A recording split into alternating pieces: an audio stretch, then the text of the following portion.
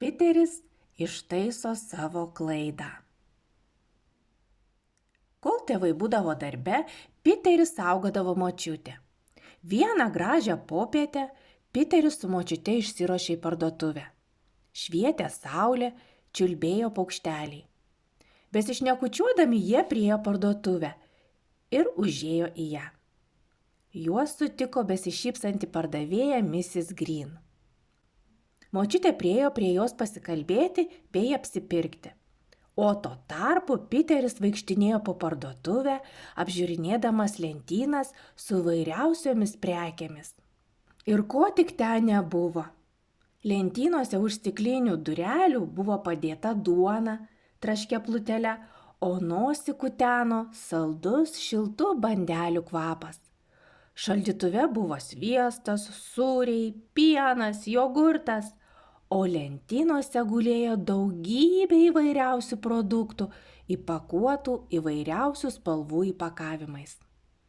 O viduryje parduotuvės stovėjo pintinė su vaisiais ir daržovėmis. Viskas taip atrodė gardžiai, jog Piteris pajuto alkį savo pilvelėje. Gal jūs prisimenate, ką reiškia būti 5-mečiu, eiti pasivaikščioti, o po to užeiti į parduotuvę, kur viskas taip gardžiai kvepia ir gundančiai atrodo. Būtent taip pasijuto ir Piteris. O nutiko štai kas. Apžiūrinėdamas vaisius sudėtus pintinėse, Piteris pastebėjo į dėžutes sudėtas gervuoges. O kaip berniukas mėgo tas uogas! O dabar prieš jo akis gulėjo visa pilna dėžė šitų uogų. Piteriui net seilė nutiso vien pasižiūrėjus į jas. Jis ištiesė ranką, kad paimti vieną uogą, bet vidinis balsas jam sukuždėjo. Ne, Piteri, tu neturėtum jų imti. Tai juk vagystė. Bet gervuogės atrodė tokios mėlynos ir skanios, kad berniukas pajuto nenumaldomą norą paragauti nors vieną. Be to, jis pagalvojo, kad krepšelyje yra labai daug gervuogių ir jei paims vieną, niekas ir nė nepastebės. Jis ištiesė ranką ir pasiėmė vieną gervuogę. O, kokia jis skani ir saldi! Tuomet jis pastebėjo dėžėje gulinčią iš visų didžiausią gervuogę.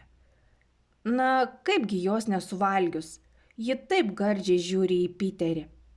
Berniukas suvalgė ir šią, po to dar vieną ir dar vieną, kol dėžėje uogų gerokai sumažėjo.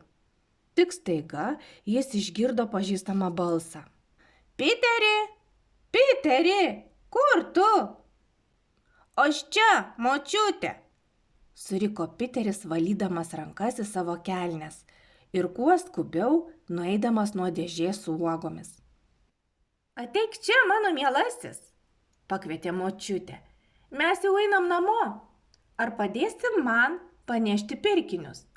Koks tu šaunuolis ir kaip gerai elgeisi parduotuvėje. Išgirdęs tokius žodžius, Piteris paraudo ir paėmė iš močiutės vieną pirkinių maišelį. Išėję iš parduotuvės, močiutė pažvelgė į anūkėlį ir griežtu balsu pasakė. Piteri, pasižiūrėk į mane. Piteris žvilgterėjo į močiutę.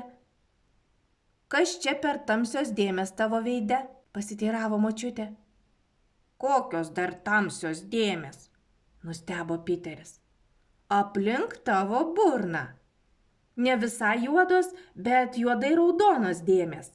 Nežinau, atsakė Piteris, bet jei jis būtų save matęs veidrodyje, tai būtų iškart prisipažinęs, ką padarė. Piteri, tu valgiai gervuoges. Valgygi. Tik vieną uogytę ar 2, prisipažino Piteris. Iš kur tu jų gavai? Paklausė močiutė. Parduotuvėje. Ar pardavėja tau leido jas valgyti? Ne. Tai tu jas ėmei be leidimo? Taip. Tokiu atveju, Piteri, tu labai neišauklėtas berniukas, pasakė močiutė. Man labai gėda už tave.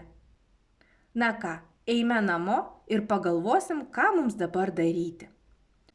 Piteris pravirko ir buvo taip liūdna ir skaudu. Kelionė nebuvo tokia džiuginanti, kaip atrodė prieš kelias minutes. Kai jie grįžo namo, močiutė pasisodino Piterį ant kelių ir pradėjo sakyti, kad negerai imti svetimus daiktus, nes tai sulaužomas įsakymas – nevok. Ji dar pridūrė, jog Piteris turės padaryti 2 dalykus. Pirma, paprašyti Dievo atleidimo, o antra, nueiti į parduotuvę ir sumokėti už uogas, kurias jis suvalgė, ir paprašyti pardavėjos Mrs. Green atleidimo už tokį netinkamą elgesį. Aš paprašysiu Dievo atleidimo, bet aš pardavėjos Mrs. Green prašyti atleidimo nenoriu. Suprantu, kad tai sunku padaryti, bet tai vienintelė išeitis, o dabar eik ir susirask savo piniginę. Tu nori pasakyti, kad aš turėsiu susimokėti iš savo pinigų? Žinoma, juk tu valgei uogas. Aš turėsiu atiduoti visus savo pinigus? Na ką padarysi, jei turėsi atiduoti visus savo pinigus, pasakė močiutė. Tu turi pasiekti sąžiningai. Be to, aš nemanau, kad reikės atiduoti visus pinigėlius, kiek turi. Manau, 4 eurų užteks susimokėti už tai, ką suvalgiai.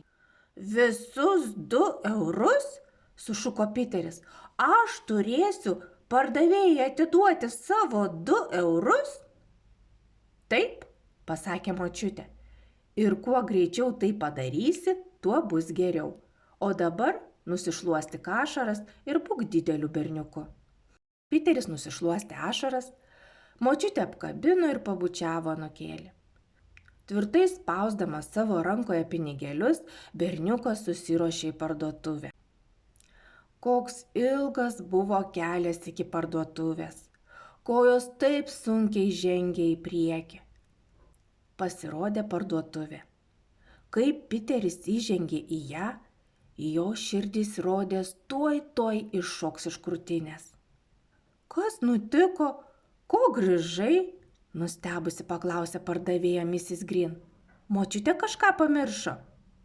Ne, sunkiai ištarė Piteris. Tai aš pamiršau. Tu? Ir ką tu pamiršai? Aš pamiršau sumokėti už gervuoges, kurias aš suvalgiau. Ir močiutė sakė, kad jos kainuoja 2 eurus. Aš atnešiau savo pinigėlius ir prašau atleiskit man, kad nepaprašiau jūsų leidimo valgyti gervuoges. Tai pasakęs, Piteris padėjo pinigėlius ant prekystalio, apsisuko ir nėrė pro duris, kiek tik kojos nešė. Bet staiga jis išgirdo pardavėjos balsą. Piteri, palauk minutėlę, grįžk prašau. Piteris sustojo, apsisuko ir labai lėtai grįžo atgal, laukdamas, kad tuoj jis bus išbartas. Tu kai ką palikai, pasakė Mrs. Green, ištiesdama popierinį maišelį. Ne, tai ne mano. Tai tau. Padavusi maišelį, paglostė berniuko galvą ir liepė jam eiti namo. Piteriui pasirodė, kad jos akise sužybo ašara, bet jis nebuvo tuo įsitikinęs. Oi, kaip jis bėgo namo! Jam pasirodė, kad namie jis atsidūrė akimirksniu. Pažiūrėk, ką man davė Mrs. Green, sušuko jis. Močiute, žiūrėk, tai skaniai didelė spurga su aviečių įdaru. Ar jautiesi gerai, kad grįžai į parduotuvę ir viską ištaisei? Paklausė močiutė. Taip, sušuko Piteris. Tai visada geriausia, ką galima padaryti. Tai ištaisyti savo klaidą, pasakė močiutė.